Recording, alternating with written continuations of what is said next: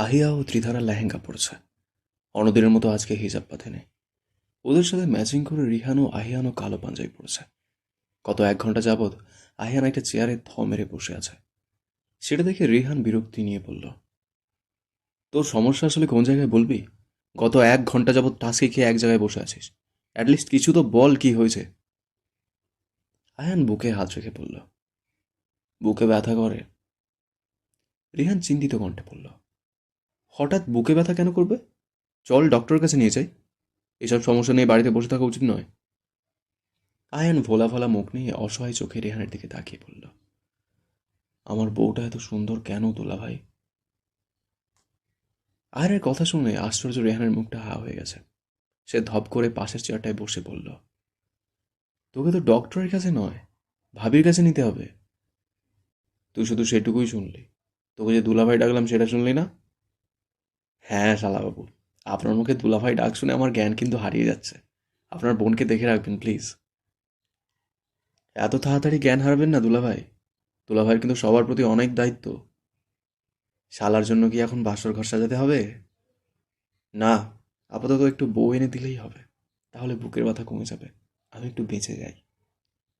ওদের কথা পিছন থেকে মৃদুল অলোক ও নির্জন শুনে হাসছে, একে অপরের গায়ে পড়ছে। ওরা কিছুক্ষণ আগে এসেছে, কিন্তু এখানে এসে দেখে দুই শালা দুলাভাইয়ের মধুর গল্প। পিছনে হাসির শব্দ শুনে আহিয়ান ও রিহান ঘুরে তাকালো। রিহান হাসির শব্দ শুনে বিরক্তি ফিল করে বলল, দিলি তো হাসতে হাসতে দুলাভাই দুলাভাই ফিলিংসটা নষ্ট করে। এবার মৃদুল এগিয়ে এসে বলল, এত প্যারা নিস না দোস্ত। তোকে না হয় আমরা দুলাভাই দুলাভাই ডাকলাম, একমাত্র দুলাভাই বলে কথা। রিহান চোখ গরম করে বলল, তোদের মতো বেয়াদব শালা আমার চাই না। একজন বউ চাইতেছে, তোরা হওয়ার কি কি যে চাস জানি না, আল্লাহ মালুম। ওর কথা শুনে বন্ধুরা সবাই একসাথে হেসে দিল। রুমে পুতুলের মতো সাজিয়ে রাখা হয়েছে জুইকে। তার পাশে বসে আছে আহিয়া, ত্রিধা, আদিপা ও উষা। ত্রিধা বান্ধবীদের একেবারে কল দিয়ে যাচ্ছে, ওরা নাকি এখনও রাস্তায়। জুই আজকের দিনেও বান্ধবীদের গালাগালি করছে, ওদেরকে তো ভার্সিটি খোলার পরে দেখে নিবে। তখনই রুমে প্রবেশ করল রিহান। জুইয়ের উদ্দেশ্যে বলল, তুই তো বিয়ের আনন্দে নাচতেছিস, ওদিকে যে তোর মা জ্ঞান হারিয়ে পড়ে আছে সেদিকে খেয়াল রেখেছিস? কথাটা শুনেই মাত্র জুই ভারী লেহেঙ্গাটা 2 হাতে ধরে রুম থেকে বেরিয়ে গেল। ওর পিছু পিছু ছুটল আদিবা ও উষা। আহিয়া ও ত্রিধা যখনই বের হবে, রিহান আহিয়ার হাত টেনে ধরল। অতঃপর ত্রিধার উদ্দেশ্যে বলল, ভাবি, আপনাকে রুমের বাইরে বেরোতে নিষেধ করেছে আইয়ান। রিহানের মুখে ভাবি ডাক শুনে ত্রিধার যেন মরি মরি অবস্থা। এর মাঝে রিহান আবারও বলল, বিশ্বাস না হলে পিছনে তাকিয়ে দেখুন। ত্রিধা পিছনে যখনই তাকালো, সঙ্গে সঙ্গে রিহান আহিয়ার লাল টুকটুকে ঠোঁটে টপা টপ কয়েকটা চুমু দিয়ে বলল, চলো সোনা, আমরা বাইরে যাই আর শালাবাবুকে বইয়ের কাছে আসার সুযোগ দিই। ত্রিধা পিছনে কিছু দেখতে না পেয়ে সামনে তাকালো, দেখলো রিহান ভাইয়া আপুর হাত ধরে বেরিয়ে যাচ্ছে। ত্রিধা কিছু বুঝে ওঠার আগে আহিয়ান ঝটপট রুমে ঢুকে দরজা লক করে দিল। বাড়ি ভরা মানুষ। এই সময় আহিয়ান ভাইয়ের এমন কাজ দেখে ত্রিধার আত্মা ভয়ে শুকিয়ে গেছে। ত্রিধা আমতা আমতা করে বলল, আপনি এই সময় এখানে? এখানে কেন? ওইদিকে জান্নাত সত্যি সত্যি অজ্ঞান হয়ে গেছে। সকাল থেকে এখানে ওখানে বসে কান্নাকাটি করছে। একমাত্র মেয়ের বিয়ে, কোনো মাই ঠিক থাকতে পারে না। লেখাপড়ার জন্য আগামী 3 বছরে জুই এই বাড়িতে থাকুক, কিন্তু আজকের পর মেয়ে তো সত্যিই বড় হয়ে যাচ্ছে। মেয়েটা অন্য বাড়ির হয়ে যাচ্ছে। আজকে জুঁইকে শ্বশুরবাড়িতে নিয়ে যাওয়া হবে। মেহেদি 1.5 মাস পর বাইরের দেশে যাবে। তারপর থেকে জুঁই আবারও বাপের বাড়িতেই থাকবে। অতিরিক্ত কান্নাকাটিতে জান্নাত কিছুক্ষণ আগে অজ্ঞান হয়েছে। ওর মাথার কাছে চুপচাপ বসে আছে আসিফ। পুরো বাড়ি আত্মীয় স্বজনরা আপাতত জান্নাতের রুমের আশেপাশে ভিড় করেছে। রিয়ান অনদের চোখে মুখে পানি ছিটাচ্ছে বারবার, কিন্তু জান্নাত জ্ঞান ফেরার পরে হাউমাউ করে কাঁদছে। সকাল থেকে সে চাপা কান্না নিজের ভেতর লুকিয়ে রেখেছিল, এখন সেটা সবার সামনে প্রকাশ পাচ্ছে। লোকজন ঠেলে জুই রুমে প্রবেশ করে মায়ের বুকে আছড়ে পড়ল। আম্মুকে জড়িয়ে ধরে তার কি হৃদয় বিদারক কান্না। আশপাশের ভাবিরা জুইকে শান্ত করার চেষ্টা করছে। কান্নার দাপটে মেয়েটার মেকআপ খারাপ হয়ে যাচ্ছে। মাথায় দেওয়া দুপাট্টা অনেক আগেই এলোমেলো হয়ে গেছে, তবুও জান্নাতকে ছাড়ছে না। মেয়েকে বুকে পেয়ে জান্নাতের কান্না আরও বেড়ে গেল। লোকজনের ভিড়ে একদম পিছনে দাঁড়িয়ে আছে রিহান ও আহিয়া। আহিয়া রিহানের উদ্দেশ্যে রাগী কণ্ঠে বলল, জুইকে আন্টির অজ্ঞান হয়ে যাওয়ার খবরটা দেওয়া কি খুব প্রয়োজন ছিল? রিহান একটু ন্যাকা স্বরে বলল, প্রয়োজন ছিল ম্যাম। আমার একমাত্র শালা তার বউয়ের সাথে দেখা করতে চায়, তাকে আমি কি করে ফিরাই বলেন তো? আহিয়া আশ্চর্য কণ্ঠে বলল, কি? জি ম্যাম। ভাবনা চিন্তা বাদ দিয়ে আপাতত কান্না দেখায় শরিক হন। আপনার মাথা ঠিক আছে? মেয়েটাকে কত সুন্দর করে সাজানো হয়েছে। এই কান্নার কারণে সকল সাজগোজ নষ্ট হয়ে যাচ্ছে। সেসব নিয়ে তোমাকে ভাবতে হবে না। মেকআপ আর্টিস্টকে মোটা অঙ্কের মিশন দেওয়া হয়েছে, একটু পর ওরা আবার সাজিয়ে দেবে। আয়ার যেন মাথা ঘুরছে এই লোকের কথা শুনে। কি বলে এই লোক? আপনি এত রিস্ক নিয়ে এই রুমে আসতে গেলেন কেন? আপনি এত রিস্ক নিয়ে এই রুমে কেন আসতে গেছেন? প্লিজ তাড়াতাড়ি চলে যান, কেউ দেখে ফেলবে। ত্রিধার কথা শুনে আয়ান মৃদু হেসে বলল, কেউ আসবে না। এই রুমে আসার আগেই অলোক নির্জন তাকে আটকে দেবে। ত্রিধা চিন্তিত কণ্ঠে বলল, এই, আপনি পাগল হয়ে গেছেন? নাকি মাথার তার 2-3টা ছিঁড়ে গেছে? আপনি উল্টাপাল্টা কিছু খাননি তো? আয়ান এক পলক তাকালো ত্রিধার পা থেকে মাথা অব্দি। তারপর ওড়নার নিচ দিয়ে হাত বুলিয়ে মেয়েটার উন্মুক্ত কোমরে হাত দিয়ে শক্ত করে টেনে নিজের দিকে এনে বলল, হ্যাঁ, আমি নেশাক্ত তোর প্রেমে। তুই আমার ভয়ঙ্কর আসক্তি। ত্রিধার সারা শরীর কাঁপছে, হাতে পায়ে যেন একটু জোর পাচ্ছে না। এই মুহূর্তে লোকটার হাত থেকে ছুটে পালালে মনে হয় জীবনটা ফিরে পেত। আয়ান আবারও নেশাক্ত দৃষ্টিতে তাকালো ত্রিধার দিকে। কালো লেহেঙ্গাতে মেয়েটাকে অসম্ভব সুন্দর লাগছে। চুলগুলোকে আজকে খোপা করেছে। মুখের সামনে দুগাছি চুল অবাধ্যের ন্যায় পড়ে আছে। চোখে গাঢ় কাজল, ঠোঁটে লাল লিপস্টিক। তার বউকে যেন স্বর্গের অপ্সরা লাগছে। মেয়েটা লাজুক দৃষ্টিতে চোখ নত করে আছে। আয়ান পকেট থেকে কিছু একটা বের করে ড্রেসিং টেবিলের সামনে গিয়ে বসল। ত্রিধা আয়নায় দেখলো তার আহেন ভাই সযত্নে তার কোভায় বেলি ফুলের মালা বেঁচে দিচ্ছে। ত্রিধা খানিকটা আশ্চর্য হলো। এই শীতের দিনে আপনি বেলি ফুল কোথায় পেলেন? আয়ান কিছু বলল না। তার ঠোঁটের কোণে মিষ্টি হাসি দেখা যাচ্ছে। নিজের হাতে বেলি ফুল মন মতো যত্ন করে পরিয়ে দিয়ে নিচের দিকে ঘুরিয়ে বলল, নাও, পারফেক্ট। চারিপাশে পরিবেশের কথা মনে পড়তে ত্রিধা আবার বলল, প্লিজ আপনি রুম থেকে যান, কেউ চলে আসবে, আমার খুব ভয় লাগছে। আয়ান ওর কোমর জড়িয়ে ধরে নিজের সাথে মিশিয়ে নিয়ে বলল, বউ, আমার যেন ইচ্ছে করে তোমাকে একটু ছুঁয়ে দিই। এই কথা শোনার পর মেয়েটার চোখ তুলে তাকাতে পারছে না। আয়ান এবার ওর লাজুক মুখটার দিকে তাকিয়ে এক হাতে থতনিটা একটু উঁচু করে ধরল। অতঃপর নিজে হালকা ঝুঁকে বউয়ের ঠোঁটের সাথে ঠোঁট মিলালো। এমন আচমকা কাজে ত্রিধর পাঞ্জাবি খামচা ধরেছে। এতে যেন ছেলেটা আরও প্রশ্রয় পেয়েছে। প্রেয়সীকে আরও কাছে টেনে নিয়ে চুম্বনের গভীরতা বাড়ালো। তখনই দরজায় কেউ টোকা দিয়ে বলল, শালা ভাই, ওদিকে কান্নাকাটির পর্ব কিন্তু শেষ হয়ে গেল। ওদের আর বোঝার বাকি রইল না বাইরে রিহান ডাকছে। আয়ান ত্রিধার ঠোঁট ছেড়ে দিয়ে ঘন ঘন কয়েকটা শ্বাস নিল। হাতের উল্টো পিঠ দিয়ে ঠোঁটে লেগে থাকা লিপস্টিকগুলো মুছে ত্রিধার গালে চুমু দিয়ে ঝটপট পা বাড়ল বাহিরের দিকে। এতক্ষণের সকল ঘটনা মাথায় ঢুকতে যেন মেয়েটার মাথা ঘোরাচ্ছে। এতক্ষণে কি থেকে কি হয়ে গেল? ত্রিধা আয়নার দিকে তাকিয়ে দেখল তার ঠোঁটে একটুও লিপস্টিক নেই। সব ঠোঁটের চারিপাশে ছড়িয়ে আছে। সে লাজুক হেসে মুখে হাত দিয়ে ঢেকে নিল। তারপর কিছু একটা মনে করে টিস্যু হাতে ওয়াশরুমে দৌড় দিল। সুন্দর করে লিপস্টিক নিয়ে আবারও নতুন করে লাগালো। দেখতে দেখতে বেলা 2টা বাজে। জুইকে আবার নতুন করে সাজিয়ে নিচের রুমে বসিয়ে রাখা হয়েছে। ইতিমধ্যে অতিথিরাও আসা শুরু করে দিয়েছে। পুরো বাড়িতে রমরমা পরিবেশ।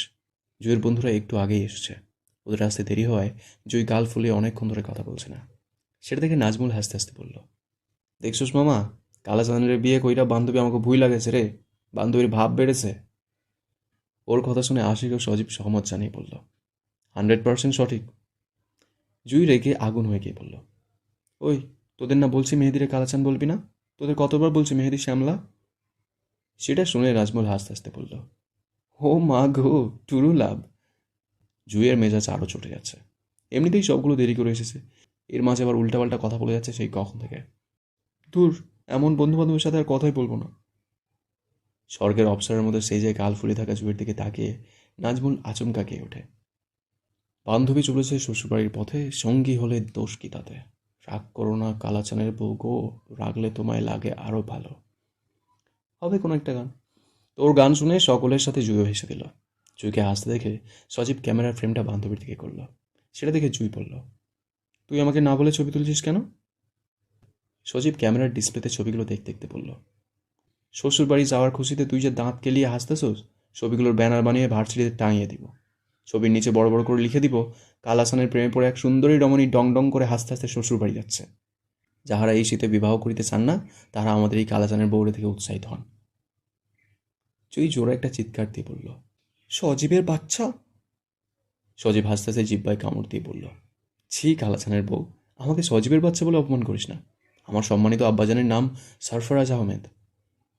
জুই রেগে আগুন হয়ে গিয়ে বলল বান্ধবীদের উদ্দেশ্যে, এদের 3টাকে এখান থেকে কেউ নিয়ে যা। তখনই আশিক দাঁত কেলিয়ে হেসে বলল, আমি আবার কি করলাম আম্মা? জুঁই রাগে কটমট করে বলল, এই, আমি তোর কোন জন্মের আম্মু? আমার মতো সুন্দর একটা মেয়ে তোর আম্মা কিভাবে হয়? আশিক আবারও হাসতে হাসতে বলল, যেদিন থেকে কালাচান আমার আব্বা হয়ে গেছে সেদিন থেকে আপনি সুন্দরী আমার আম্মা হয়ে গেছেন। ওদের কথা শুনে রুমের সকলে হাসতে হাসতে পেট ব্যথা হয়ে যাচ্ছে। জুঁই কটমট করে বলল, তোরা কি এরকমই থেকে যাবি, নাকি আমি তোদেরকে বের করে দিব? নাজমুল দুষ্টুমি করে বলল, সুন্দরী আম্মার হাতে ঝাড়ু খাওয়া খুব বাজে লাগবে, তার থাইক্কা ভালো আপাতত পেট পূজা করাই উত্তম। ওরা তিনটে বেরিয়ে গেল। জুঁই যেন হাঁপ ছেড়ে বেঁচেছে। অতবার কি ভেবে যেন খিলখিলিয়ে হেসে উঠল। সেটা দেখে ত্রিধা প্রশ্ন করল, কিরে, হাসছিস কেন? পাগল পাগল হইলি নাকি? হাসতে হাসতে জুঁয়ের চোখের কোণে পানি চিকচিক করে উঠল। নীল টিস্যু এনে দিয়ে পানি মুছে দিয়ে বলল, আমরা জানি তুই কেন কান্না করছিস। আমরা তো আরও 3 বছর একসাথে আছি, তাই এত চাপ নিস না, ওরা তোকে আবার জ্বালাতে আসবে। জুঁই নাক টেনে হেঁচকি তুলে কেঁদে পড়ল, লেখাপড়া শেষ হয়ে গেলে আমি তোদের খুব মিস করবো রে। এবার নীল, শোভা, ত্রিধা জুঁইকে জড়িয়ে ধরে সান্ত্বনা দিয়ে বলল, আমরা সবাই তো একই শহরে থাকবো, মিস করলে একসাথে দেখা করে একটা আড্ডা দিয়ে নিব।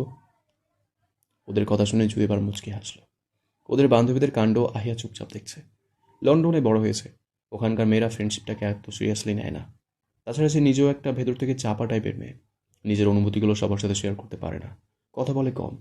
তাই তো আর ক্লাসমেট ব্যতীত অন্য কোনো ফ্রেন্ড ছিল না। তবে দেশে ফেরার পর দুজন বেস্ট ফ্রেন্ড হয়েছে, একজন রিহান আর একজন ত্রিধা। এই দুজন মানুষই তাকে বোঝে। রেহানের সাথে সম্পর্কটা এখন যাই হোক, শুরু হয়েছিল ফ্রেন্ডশিপ দিয়ে। ছেলেটা কখনো বন্ধুত্বের সম্পর্ককে অমর্যাদা করেনি। আর ত্রিধা তো তার সকল মন খারাপের সঙ্গী। নিজে অবুঝের মতো কাজ করলেও আহিয়াকে বুঝদারের মতো সামলাতে জানে। তখনই উষা ছুটে এসে চিৎকার দিয়ে বলল, বর এসেছে, বর এসেছে। কথাটা শোনা মাত্র জুয়ের বুকের ভেতরটা মুচড় দিয়ে উঠল। এই তো সেদিন বোকাশোকা একটা ছেলে কালো ফ্রেমের চশমা লাগিয়ে জুয়ের সামনে এসে বলেছিল, আপনাকে আমার অনেক ভালো লাগে, আপনার আমাকে ভালো লাগলে এই নাম্বারে কল দেবেন। বলেই ছেলেটা হাতে একটা ফোন নাম্বার ধরিয়ে দিয়ে পালিয়েছিল। আজ সেই ছেলেটা রাজপুত্রের মতো জুঁইকে জয় করে নিতে এসেছে। কিছুদিন আগের সামান্য রাগটাকে রাজপুত্র বিয়ে অব্দি নিয়ে এসেছে। ভেবেই মেয়েটা মুচকে হাসল। তখনই জুঁই লক্ষ্য করলো ধীরে ধীরে তার রুমটা খালি হয়ে যাচ্ছে।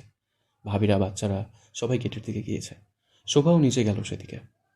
তারা যাওয়ার আগে আহিয়া ও ত্রিধাকে অনেক জোর করেছে। গতকালকের হলুদের তুলনায় আজকে লোক কম এসেছে। তবু ওরা দুই বন্ধু ওদের দুই বোনকে বাইরে যেতে দেয়নি। আজকে যদি ওদের দুই বোনকে বরপক্ষের সামনে যেতে দেখে, তাহলে খাটাস দুই বন্ধু দুই বোনকে গিলে খাবে।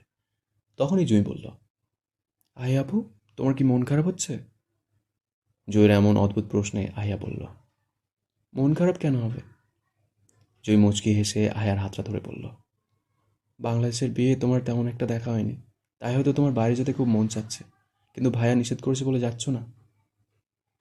আহিয়া মুচকি হেসে বলল, তেমন কিছুই না, আমি নিজেও বেশি মানুষের সামনে যেতে অস্বস্তি বোধ করি, তাই এখানেই ঠিক আছে। জুঁইয়ের হাতটা আরও শক্ত করে চেপে ধরে বলল, তুমি সত্যিই ভাগ্যবতী আপু। আমার ভাই বলে বলছি না, রিহান ভাইয়া সত্যিই অমায়িক একজন মানুষ। সে তোমাকে অনেক যত্নে আগলে রাখবে। ভাইয়া তোমাকে অনেক ভালোবাসে, যাকে বলে পাগলের মতো। আয়া কিছু বলল না, সে শুধু চুপচাপ শুনল। তখনই পিছন থেকে ত্রিধা বলল, হ্যাঁ জানি তো, আমার রিয়ান ভাইয়া বেস্ট। আমার মতো ভদ্র একটা মেয়ে এমন দুলাভাই ডিজার্ভ করে। এবার আহিয়া ওর কান টেনে ধরে বলল, আমার ভাইয়া বুঝি তোকে কম ভালোবাসে? ত্রিধা মৃদু আর্তনাদ করে বলল, আপু, আমি তোমাকে সেটা কখন বলেছি? আহিয়া ওর কাঁধ ছেড়ে দিয়ে বলল, আমার ভাইয়া তোকে অনেক ভালোবাসে, এক কথায় তার আসক্তি তুই। তোকে না পেলে আর কার কী সে করবে তা আমি জানি না, তবে আমার ভাইয়া নিজেও বাঁচবে না, উন্মাদ হয়ে যাবে। ত্রিধা কথা ঘোরাতে বলল, তোমার ভাই এমনিতেই উন্মাদ, কখন কি করে তার কোনো ঠিক ঠিকানা নেই। ওর কথা শুনে জুঁই হেসে দিল। এবার আহিয়া জুঁয়ের দিকে তাকিয়ে বলল, তুমি তো আরও বড় ভাগ্যবতী। বয়ফ্রেন্ডের সাথে রাগ করেছো, তোমার বয়ফ্রেন্ড রাগ ভাঙাতে বিয়ের পিঁড়িতে বসিয়ে দিয়েছে। আহিয়ার কথা শুনে ত্রিধা দাঁত বের করে হাসল। বলল, আপু, বিয়ের পিঁড়িতে বললে ভুল হবে, বলতে পারো রাগ ভাঙাবে বাসর ঘরে। এবার সকলে একসাথে হেসে দিল। জুঁই বেশ লজ্জা পেয়েছে, চেহারা দেখেই বোঝা যাচ্ছে। ওইদিকে গেটের সামনে বরপক্ষ ও কনেপক্ষের হাড্ডাহাড্ডি লড়াই চলছে। মৃদুল লক্ষ্য করল সকল মেয়েদের পিছনে শোভা ও তার বান্ধবী দাঁড়িয়ে আছে। শোভা মেরুন ও গোল্ডেন কম্বিনেশনের একটা থ্রি পিস পরেছে। মৃদুল ধীরে ধীরে শোভার পাশে গিয়ে দাঁড়ালো। অতপর আচমকা ভাও দিয়ে ধাক্কা দিয়ে বলল, কি ব্যাপার সাবান শোভা, এখানে এতগুলো ছেলেদের সামনে দাঁড়িয়ে থাকলে আপনার বয়ফ্রেন্ড রাগ করবে না, নাকি তাকে ছেড়ে নতুন একটা খুঁজছেন? হালকা পরিচিত কণ্ঠ পেয়ে মেয়েটা ঘাড় ঘুরিয়ে পাশে তাকালো। কালকের সেই ছেলেটাকে দেখে রাগী কণ্ঠে বলল, আমার বয়ফ্রেন্ডকে ছাড়তে যাবো কেন? আমি তাকে অনেক ভালোবাসি এবং সেও আমাকে ভালোবাসে। মৃদুল অন্যদিকে তাকিয়ে মৃদু হাসল। তারপর মুখের ভঙ্গি স্বাভাবিক করে বলল, তাহলে সুন্দর চেহারাটা এতগুলো ছেলেদের মাঝখানে সে দেখানোর কি ছিল? শোভা বিরক্তি কণ্ঠে বলল, সেটা আপনাকে কেন বলতে যাব, অসভ্য লোক। ওর কথা শুনে মৃদুল চোখ ছোট ছোট করে তাকালো। ওর চাহনি দেখে মেয়েটা বিরক্ত হয়ে নীলের হাত ধরে বাড়ির দিকে গেল। যেতে যেতে নীল অনেকবার প্রশ্ন করেছে, কি হয়েছে, বাড়ির দিকে কেন যাচ্ছি, গেটের সামনে আর কিছুক্ষণ থাকলে কি হতো, ইত্যাদি ইত্যাদি। কিন্তু শোভা কোনো কথার উত্তর না দিয়ে হাঁটলো জুয়ের রুমের দিকে। আজকে জুঁইকে বলতেই হবে এই অসভ্য লোকটার কথা। কিন্তু ওরা জুয়ের রুমে প্রবেশ করে দেখলো অনেক লোকে ভিড় করেছে। আমন্ত্রিত অতিথিরা খাওয়ার পর বউ দেখতে এসেছে সবাই, তাই ওরা আর কিছুই বলল না। দেখতে দেখতে বেলা ফুরিয়ে যাচ্ছে। বরপক্ষের লোক লাঞ্চ শেষ করেছে অনেক আগেই। একটু পরেই বিয়ে পড়ানো হবে। আজকে মেহেদির বিয়ের বরযাত্রী হয়ে মন্ত্রী সাহেব নিজে এসেছেন। ওনার জন্য আবির, তানভীর, আসিফ, আরিফ আলাদা রুমের ব্যবস্থা করেছেন। উনি সহ পরিবারের সকলে রুমের ভেতর খাওয়া দাওয়া করেছে। তবে আজকে এহসান আসেনি। সেটা দেখে আবির এহসানের কথা জিজ্ঞাসা করতে ওনারা জানালেন এহসান অসুস্থ, তাই আজকে আসতে পারেনি। তাই আবির আর কথা বাড়ায়নি। এহসানের আম্মু আবির তানভীরকে রিকোয়েস্ট করে বললেন তিতাকে ওদের সাথে লাঞ্চ করতে। আবির একটু ইতস্তত কণ্ঠে বলল, ওর ফ্রেন্ডরা এখানে সবাই আছে, ফ্রেন্ডদের ছেড়ে একা আপনাদের সাথে লাঞ্চ করবে কিনা আমার জানা নেই, তবে বলে দেখছি। বলেই আবির তানভীরকে ইশারা করলো। তানভীর চুপচাপ চলে গেল মেয়ের কাছে। কিছুক্ষণ পর ফিরে আবিরকে আস্তে করে সাইডে রাখলো। অতঃপর তানভীর কিছু একটা বলল। সেটা শুনে আবির ফিরে এসে এহসানের আম্মুকে বলল, ত্রিতা অনেক আগেই লাঞ্চ শেষ করেছে, আপনারা কিছু মনে করবেন না। বাচ্চা মানুষ তো, ফ্রেন্ডরা এসেছে তাই ওদেরকে সময় দিচ্ছে। মন্ত্রী সাহেবের মেয়ে এসে বললেন, প্রবলেম নেই ভাইয়া, ওর মতো বয়সে আমরাও ওই রকমই ছিলাম। আবির মৃদু হেসে ওদের সবাইকে খাবার এগিয়ে দিচ্ছে। ওর সাথে তানভীর, রাসেল ও মোবারক। রাসেল ও মোবারক একটু আগে এসেছে। ওদের ফ্যামিলিকে প্যান্ডেলে খেতে পাঠিয়ে দিলেও ওরা যায়নি। আবিরের ফোন পেয়ে সরাসরি এই রুমে চলে এসেছে। মন্ত্রী সাহেব খেতে খেতে তানভীর উদ্দেশ্যে বলল, তানভীর, মেয়ে তো এবার থার্ড ইয়ারে উঠল, এবার কিছু একটা ভাবো। তানভীর মৃদু হেসে মাংসের বাটি এগিয়ে দিয়ে বলল, আমার কাছে আমার মেয়ে এখনও ছোটই আছে। মন্ত্রী সাহেব হেসে বললেন, তা তো অবশ্যই, কিন্তু আবার নাতিটাকে আর কত অপেক্ষা করাবে? ওর সাথের বন্ধুও তো বিয়ে করে ফেললো, এবার অন্তত ওর পালা আসা উচিত। তানভীরকে চুপ করে থাকতে দেখে উনি আবিরের দিকে তাকিয়ে বললেন, আবির, তোমার ভাইকে বোঝাও যে তার পড়াশুনো নিয়ে আমাদের কোনো অসুবিধা নেই। মেহেদি ও জুয়ের মতো বিয়েটা তো দিয়ে দেওয়াই যায়। এহসানার মাসখানেক দেশে আছে, তারপর তো সে বছর খানেকের জন্য আবারও চলে যাবে। মেয়ে তো তোমাদের কাছেই থাকবে, তাহলে এত টেনশন কিসের? নাত বইয়ের পড়াশুনো শেষ হলেই না হয় ধুমধাম করে তুলে আনলাম। আবির মনোযোগ সহকারে পুরো কথা শুনল। তারপর মৃদু হেসে বলল, আপনার কথাটা আমি বুঝতে পেরেছি, কিন্তু সমস্যা হলো মেয়েটা এখন বিয়ে করতে চায় না, তাই আমরা ওকে জোর করতেও চাই না। মেয়ের সুখে আমাদের সুখ। তা তো বুঝলাম, কিন্তু আমার নাতিরও তো বয়স হয়ে যাচ্ছে। অল্প বয়সে বিয়ে করলে এতদিনে ছেলে মেয়ের বাপ হয়ে যেত, আর আমরাও নাতির ঘরের পুঁতি দেখতে পেতাম। কিন্তু ও তো জেদ ধরে বসে আছে ত্রিধাকেই বিয়ে করবে। এবার তানভীর পাশ থেকে বলল, মেয়েটা লেখাপড়ায় আরও ভালো করে মনোযোগ দিতে চায়, এখন বিয়ে নিয়ে কোনো কিছুই ভাবতে চায় না। ওর মতে পড়াশুনো যখন ও শেষ করবে তখনকার চিন্তাও তখন করবে। সে এটা নিয়ে বর্তমানে কিছু ভাবতে চায় না। এখন আমি ওকে কি করে জোর করি? এবার তানভীরকে সাপোর্ট করে আবির বলল, আমি বলি কি আঙ্কেল, এহসানকে অন্য কোথাও আপনারা বিয়ে দিয়ে দেন। আমরা আপনাকে কথা দিয়ে রাখলাম, কিন্তু লেখাপড়া শেষ করার পর যদি মেয়েটা এহসানকে বিয়ে করতে না চায়, তখন ছেলেটার মন ভাঙবে। এহসান আমার ছেলের বয়সী, আমি চাই না দীর্ঘ অপেক্ষার পর ছেলেটার আশা নিরাশা হয়ে যাক। এহসানের আব্বু এবার চিন্তিত কণ্ঠে বলল, মিস্টার আবির, আপনার এমন কেন মনে হচ্ছে ত্রিধা নিষেধ করতে পারে? আমার ছেলেকে রিজেক্ট করার মতো কোনো কারণ আমি দেখতে পাচ্ছি না। সে দেখতে ভালো, হ্যান্ডসাম পার্সোনালিটির মানুষ, ভালো জব করে। তাছাড়া আমাদের ফ্যামিলি সম্পর্কে আপনাদের কিছু বলতে হবে না আশা করি। আবির আবারও হাসল। তারপর ওনার দিকে তাকিয়ে ভদ্রতার সহিত জবাব দিল, এহসান নিঃসন্দেহে খুব ভালো ছেলে হিসেবে আমাদের সবারই ওকে পছন্দ। ওকে অথবা আপনার ফ্যামিলিকে নিয়ে আমাদের খানবাড়ির কারো কোনো সমস্যা নেই। কিন্তু সমস্যা হলো, গত 2 বছরে ত্রিধাকে এহসানের প্রতি সামান্যতম আগ্রহ দেখাতে দেখিনি আমরা। এমনকি কিছুদিন আগে শুনলাম মেয়ে নতুন সিম কার্ড কিনেছে। এখনও পর্যন্ত এহসানকে নতুন সিমের নাম্বারটা পর্যন্ত দেয়নি। তাহলে কিভাবে আশা করব ওদের দুজনের ভিতরে আগামীতে কোনো সম্পর্ক হবে? মন্ত্রী সাহেব খাবার মাঝেই মাথা তুলে বললেন, দেখো আবির, কিছু কথা সরাসরি বলা যায় না, তবুও আজকে না বলে পারছি না। আমার নাতির সাথে এ বিষয়ে আমার কথা হয়েছে অনেকবার। ত্রিধার সাথে এহসানের প্রেম ভালোবাসা জড়িত কোনো সম্পর্ক ছিলই না কোনো কালে। যেটুকু সম্পর্ক আছে সবটুকু এহসানের একতরফা। সে নিজের দিক থেকে সর্বোচ্চ চেষ্টা করেছে তোমার বাড়ির মেয়েকে বিয়ে করার। যখন সে বুঝতে পেরেছে ত্রিধা প্রেমজনিত কোনো সম্পর্ক করার মেয়ে না, তখন সে চেষ্টা করেছে পারিবারিকভাবে বিয়েটা করার। ইনফ্যাক্ট সে এখনও অপেক্ষায় আছে ত্রিধাকে বিয়ে করার। এখন তোমার কি মনে হয় আমরা চাইলেও অন্য কোথাও এহসানের বিয়ে দিতে পারবো? পুরো কথা শুনে আবির বলল, আমি সবই বুঝতে পারছি, কিন্তু আমি তো আপনাদের কথা দিতে পারছি না। মেয়ে তো এখন বিয়ে করতে চায় না। এবার মন্দির সাহেব ধীর কণ্ঠে বলল, তোমরা তিতার সাথে কথা বলে দেখো। ও যথেষ্ট ভদ্র মেয়ে, তোমাদের কথা ফেলবে না। এখন যদি রাজি না হয় তাহলে না হয় পড়াশুনো শেষ হওয়ার পর বিয়ে হবে। তবে তোমরা ওকে একটু বোঝাও, এহসান দেশের আগে যদি এনগেজমেন্টটা করে। আবির মৃদু কণ্ঠে বলল, আমরা চেষ্টা করে দেখি, যদিও রাজি হয় তাহলে বাড়ির দুই মেয়ের একসাথে এনগেজমেন্ট হবে। মন্ত্রী সাহেব আশ্চর্য হয়ে বললেন, আরেকজন কার মেয়ে? এবার আবির মৃদু হেসে বলল, ওহো, আপনাদের তো বলতে ভুলে গেছে, আমার মেয়ের 15 দিন পর এনগেজমেন্ট, তার পরের দিন বিয়ে। অবশ্য সময় মতো ইনভাইটেশন কার্ড হাতে পেয়ে যেতেন। এহসানের আব্বু বললেন, এটা তো ভালো খবর। আপনার বাড়ি গিয়ে তাড়াতাড়ি কথা বলে আমাদেরকে জানান। ভালোই হবে যদি দুই বোনের একসাথে এনগেজমেন্ট হয়। এদিকে বিয়ে বাড়ির খাওয়া দাওয়া সকলের শেষ। প্রকৃতি বিকেলের আবহাওয়া সৃষ্টি করেছে। কাজই চলে এসেছে মেহেদি ও জুয়ের বিয়ে পড়াতে। এত আনন্দের মাঝেও মেহেদি মন খারাপ করে বসে আছে। তার একমাত্র বেস্ট ফ্রেন্ড তার বিয়েতে আসতে পারেনি। এর চেয়ে কষ্ট আর কি হতে পারে। তবুও জীবনের সবথেকে গুরুত্বপূর্ণ দিন আজ। নিজের প্রিয়তমাকে নিজের অর্ধাঙ্গিনী রূপে দেখার সৌভাগ্য সবার হয় না। তার হয়েছে, নিঃসন্দেহে সে ভাগ্যবান। তবে তার জুঁই ফুলের মুখটা এখনও দেখা হয়নি। এখানে আসার পর জুঁইকে কতবার বলেছে একটা পিক পাঠাতে, কিন্তু দুষ্টু বউ পাঠায়নি। এটাকে তো রাতে সাজতা করা হবে। আগে একবার নিজের বাড়িতে তোলা হোক, তারপর মজা দেখাবে। তখনই সামনে এসে বসলো কাজী। ছেলেটা সকল চিন্তাভাবনা ছেড়ে দিয়ে বিয়েতে মন দিল। পরপর 3 কবুল বলে নিজের প্রিয়তমাকে নিজের হওয়ার আহ্বান জানালো। তারপর কাজী চলে গেল মেয়ের কাছে। দীর্ঘ অপেক্ষার পর দীর্ঘশ্বাস ফেলে জুই নিজেও 3 কবুল করে গ্রহণ করে নিল তার প্রিয় পুরুষকে। এদিকে জান্নাত দুপুরের পর আর মেয়ের কাছে আসেনি। সে চুপচাপ রুমে বসে আছে, কিছু খাচ্ছেও না, কারোর সাথে কথাও বলছে না। মেঘ, বন্যা, রিয়া সহ আরও অনেকেই খাবার জন্য জোর করেছে। অবশেষে মেহমুদা খান এসে কিছুক্ষণ থমকে গেছে। তবুও মেয়েটা কিছু মুখে তোলেনি। একমাত্র মেয়ের বিয়েতে মায়ের মনটা যে কেমন ভেঙে চলে যায় তা হয়তো বোঝার অন্য কারো ক্ষমতা নেই।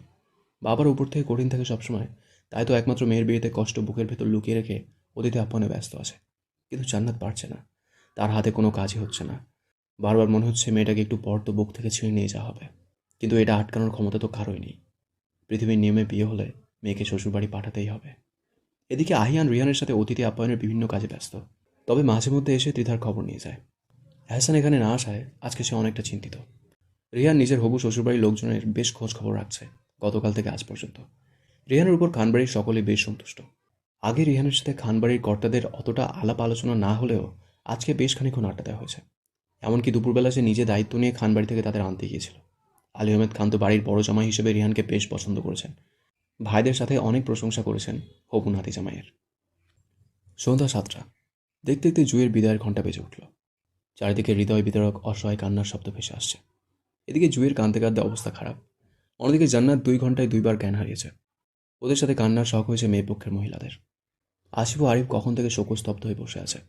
আইরিনের হাজব্যান্ড কতবার ওদের 2 ভাইকে ডেকেছে মেয়েকে বিদায় দেওয়ার জন্য, কিন্তু ওদের 2 ভাইয়ের এক ভাইও আসেনি। তখনই জুই দৌড়ে এসে আব্বুকে জড়িয়ে ধরে হাউমাউ করে কেঁদে উঠল। আসিফ এবার আর নিজেকে সামলাতে পারল না। তার চোখ বেয়ে গড়িয়ে পড়ল কয়েক ফোঁটা পানি। আশেপাশে দাঁড়িয়ে দাদি, চাচি, মামি, নানি, ফুফি, বান্ধবীরা সবাই কান্না করছে। তাকে হেঁচকি তুলে কাঁদতে দেখে আয়ান পাশে গিয়ে দাঁড়ালো।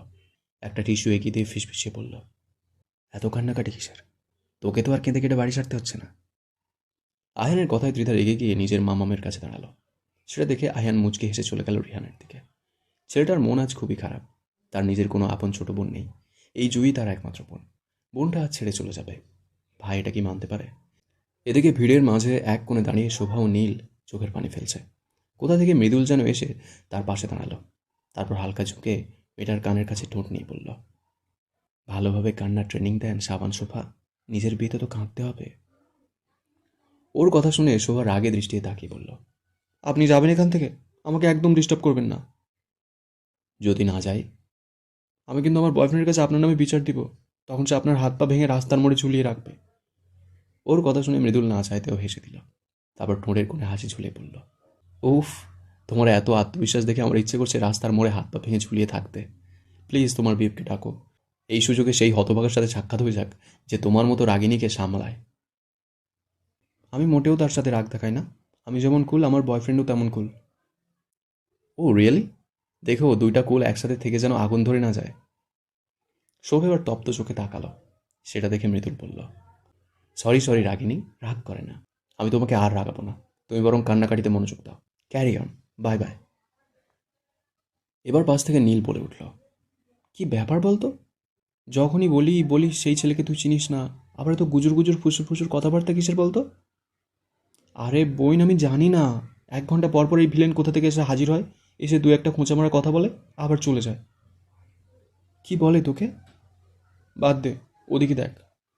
বলেই ওরা জুয়ের দিকে তাকালো। কাঁদতে কাঁদতে মেয়েটা অজ্ঞান হয়ে গেছে। এবার আসিফ কাউকে আর মেয়ের জ্ঞান ফেরাতে দিল না। কপালে একটা চুমু দিয়ে মেহেদিকে হাতের ইশারায় কাছে ডাকল। মেহেদি এতক্ষণ অপরাধী ফেস নিয়ে তাকিয়েছিল। চারিদিকে দেখছিল বিদায়ের করুণ দৃশ্য। শ্বশুর আব্বুর ডাক পেতেই সেদিকে এগিয়ে গেল। আসিফ মেহেদির হাতে জুয়ের হাতটা তুলে দিয়ে কিছুক্ষণ চুপ করে থেকে আস্তে করে বলল, আমার মেয়েটাকে দেখে রেখো। তোমার হয়তো অনেকেই আছে, আমার মেয়েটা ছাড়া আমার আর কেউ নেই। আমার মেয়েটার হুটহাট এটা ওটা আবদার করার অভ্যাস আছে। আমি মধ্যরাতেও তাকে আইসক্রিম কিনে এনে খাওয়াইছি। আবদারগুলো সম্ভব হলে পূরণ করো, সম্ভব না হলে বুঝিয়ে বলো, কিন্তু কখনো আঘাত দিও না। বলতে বলতে আসিফের গলার স্বর কেমন ভিজে এসেছে। গলা দিয়ে আর কিছুই বেরোচ্ছে না। তাই সে আর কিছু না বলে আলতো করে মেহেদির মাথায় ছুঁয়ে দিল। মেহেদি ওনার হাত নিজের হাতে নিয়ে ভরসা দিয়ে বলল, আব্বু, আপনি চিন্তা করবেন না, আমি ওকে সবসময় দেখে রাখবো। আমি ওর সব আবদার পূরণ করব। আমার অনেকেই থাকতে পারে, কিন্তু স্ত্রী একটাই, তাকে আমি সর্বোচ্চ খুশিতে রাখতে চাই। আমাদের জন্য দোয়া করবেন। অতঃপর আসিফ মেহেদির বাবার কাছে নিজের মেয়েকে বুঝিয়ে দিলেন। এদিকে আহিয়া ওর পাপার বাহু ধরে ফুঁপিয়ে ফুঁপিয়ে কাঁদছে। আবির কয়েকবার মেয়ের চোখের পানি মুছিয়ে দিয়েছে। মেয়ের কান্নার কারণ সে বুঝতে পারছে না, তেমনটা নয়। আজ শনিবার। খানবাড়ির সকলের সকাল আজকে দেরি করেই হয়েছে। গত 2 দিনে বিয়েবাড়ির ক্লান্তি এখনও শরীর থেকে কাটেনি। খানবাড়ির বেশিরভাগ সদস্যই ফজরের নামাজ পড়ে আবার শুয়েছে। এখন সকাল 9টা। বাড়ির বউরা ঘুম থেকে উঠেই রান্নাঘরে কাজবাজ নিয়ে ব্যস্ত। বর্ণা চা করে সকলকে চা দিয়ে আসলো। বাড়ির ছোট সদস্যরা এখনও ঘরে, তাদের এখনও ঘুম ভাঙেনি। ড্রয়িং রুমে বসে চা খাচ্ছে বাড়ির পুরুষ সদস্যরা সহ হালিমা খান, মালিহা খান, আকলিমা খান। আবির চায়ের কাপে চুমুক দিয়ে কিছু একটা ভাবল। অতঃপর আব্বু চাচুদের উদ্দেশ্যে বলল, গতকাল মন্ত্রী সাহেব একটা প্রপোজাল রেখেছেন। আবিরের কথা শুনে সবাই মনোযোগ দিয়ে তার দিকে ঘুরল। মোজাম্মেল খান বললেন, কিসের প্রপোজাল? উনি চান এহসান ও ত্রিধার এনগেজমেন্ট আহিয়ার সাথেই হয়ে যাক। আলী আহমেদ খান চায়ের কাপ টেবিলে রাখতে রাখতে বললেন, এটা তো ভালো কথা, কিন্তু আব্বু, ত্রিধা তো লেখাপড়া শেষ করার আগে বিয়ে করতে চায় না। রিং পড়ালেই তো আর বিয়ে হয়ে যায় না। বিয়ে না হয় পরে করলো, এখন এনগেজমেন্টটা করুক। আর বিয়ে হলেও বা সমস্যা কি? ওর বিয়ের যথেষ্ট বয়স হয়েছে। আর ওর সাথের বান্ধবী জুয়ের তো বিয়ে হয়েছে। জুই কি লেখাপড়া করছে না? তানভি নীরবতা ভেঙে পড়ল। সেটা তো বুঝলাম বড় আব্বু, কিন্তু ও তো এখন বিয়ে করতে চায় না। এর আগেও আমি ওর সাথে অনেকবার কথা বলেছি এই বিষয়টা নিয়ে, কিন্তু ওর কথা একটাই, পড়াশুনো শেষ হওয়ার আগে ও বিয়ে করবে না। এবার আহমেদ খান গম্ভীর কণ্ঠে বললেন, ত্রিধার কি অন্য কোথাও পছন্দ আছে তানভীর? ওনার কথায় যেন সারা ঘর স্তব্ধ হয়ে গেছে। আহমেদ খান নীরবতা ভেঙে আবার বলল, তা না হলে এমন সুপাত্রকে অবহেলা করার মতো কোনো কারণ আমি দেখছি না। তানভীর এবার থতমত খেয়ে বলল, তেমন কিছু না বড় আব্বু, ছোট মানুষ তো, তাই এই বিয়ে জিনিসটাকে ইগনোর করতে চায়। এতক্ষণ ধরে সবার কথাই মনোযোগ সহকারে শুনছিলেন ইকবাল খান। এবার তানভীরের কথার উত্তরে তিনি বললেন, ওনারা তো শুধু রিং পড়াতেই চাইছেন। আমি বলবো এই ব্যাপারে ত্রিধার সাথে কথা বলা উচিত। বাড়ির 3 গিন্নি চুপচাপ বসে চা খাচ্ছে আর তাদের আলাপ আলোচনা শুনছে। তখনই আহমেদ খান ওনাদের দিকে তাকিয়ে বললেন, তোমরা ত্রিধা দাদুবাড়ির সাথে কথা বলে জানো তো যে ওর কাউকে পছন্দ আছে কিনা? যদি অন্য কোনো সমস্যা না থাকে তাহলে ওকে বলবে এনগেজমেন্টের জন্য প্রস্তুতি নিতে। মালিয়া খান কিছু বলার আগেই তানভীর তড়িঘড়ি করে আহমেদ খানকে বলল, প্লিজ বড় আব্বু, আর যাই করো এখন ওকে কিছু বলো না। আমার মেয়েটা এমনিতেই কাঁদুনে, তা জানো তো। তোমাদের কথা ওর মন মতো না হলে কেঁদে কেটে বিকেলে জুঁয়ের ওয়েডিং রিসেপশনে আর যাবে না। এবার আহমেদ খান মালিয়া খানের দিকে তাকিয়ে বললেন, ঠিক আছে, তাহলে ওরা ফিরলেই বলো। হাতে কিন্তু আর বেশি সময় নেই। দেখতে দেখতে বেলা 11টা বাজে। ত্রিধা আহিয়া ঘুম থেকে উঠে একটু আগেই নাস্তা করেছে। এখন সোফায় বসে আদিবার সাথে দুষ্টুমি করছে। তখনই শীষ দিয়ে নামলো আহিয়ান। কিচেনের দিকে তাকিয়ে চেঁচিয়ে বলল, মাম্মা, ব্রেকফাস্ট দাও তো। মেঘ কিচেন থেকে চেঁচিয়ে বলল, লাঞ্চ টাইম হয়ে এলো আর তুই এখন ব্রেকফাস্ট চাইছিস? আজকে একটু রেস্ট নিতে দাও মাম্মা, আগামীকাল থেকে ছেলেকে হাতে হারিকেন নিয়েও খুঁজে পাবে না। ওর কথা শুনে ত্রিধা ফিক করে হেসে দিল। আয়ান কপাল কুঁচকে সেদিকে তাকিয়ে বলল, কি সমস্যা, হাসছিস কেন? ত্রিধা ঠোঁটে আঙুল দিয়ে চুপ করে 2 দিকে মাথা নাড়ালো। তার মানে কোনো সমস্যা না। মেঘ ডাইনিং টেবিলে ব্রেকফাস্ট দিতেই আয়ান খাওয়ায় মনোযোগ দিল। দেখতে দেখতে দুপুর গড়িয়ে বিকেল এলো। আহিয়া ও ত্রিধা তৈরি হয়ে নিচ্ছে জুয়ের রিসেপশনে অ্যাটেন্ড করার জন্য। তখনই ফোনে মেসেজ টিউন বেজে উঠল। ত্রিধা ঝটপট হাতে ফোন নিয়ে দেখল আহিয়ান ভাইয়ের মেসেজ। মহারানী, ঝটপট নিচে এসে আমাকে ধন্য করুন, দীর্ঘ 30 মিনিট যাবৎ অপেক্ষা করছে। মেসেজটি পড়ে ত্রিধার চোখ গোল হয়ে এলো। আয়ান ভাই এতক্ষণ যাবৎ অপেক্ষা করছে ভাবতে ওর গলা শুকিয়ে এলো। অতঃপর আহের দিকে তাকিয়ে বলল, আপু, আর রেডি হতে হবে না, তাড়াতাড়ি চলো, তোমার ভাই অনেকক্ষণ ধরে অপেক্ষা করছে। আহিয়া মিষ্টি হেসে বলল, আমার ভাই তোকে দেখলে শান্তি হয়ে যাবে, তুই নিচে গিয়ে ভাইয়ের সাথে 10 মিনিট গল্প কর, আমি আসছি।